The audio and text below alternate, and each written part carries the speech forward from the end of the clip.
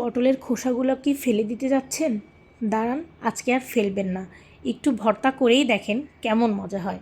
প্রথমে অল্প একটু পানি দিয়ে আর লবণ দিয়ে আমি পটলের খোসাগুলো সিদ্ধ করে নিলাম।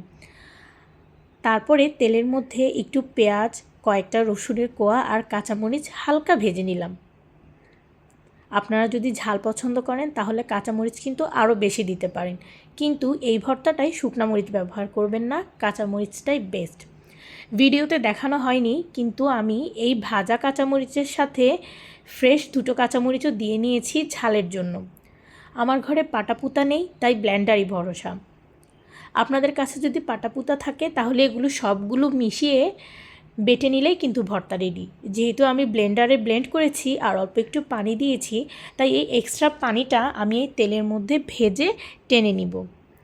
অল্প একটু পেঁয়াজ হালকা নেড়ে চেড়ে আমি এই মিক্সচারটা দিয়ে দিলাম আর পানি শুকানো পর্যন্ত অপেক্ষা করছি।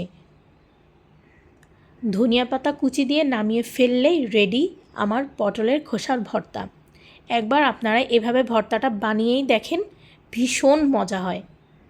এই যে দেখেন, এটা হচ্ছে এটার লাস্ট লুক। কি কেমন হয়েছে বলেন তো?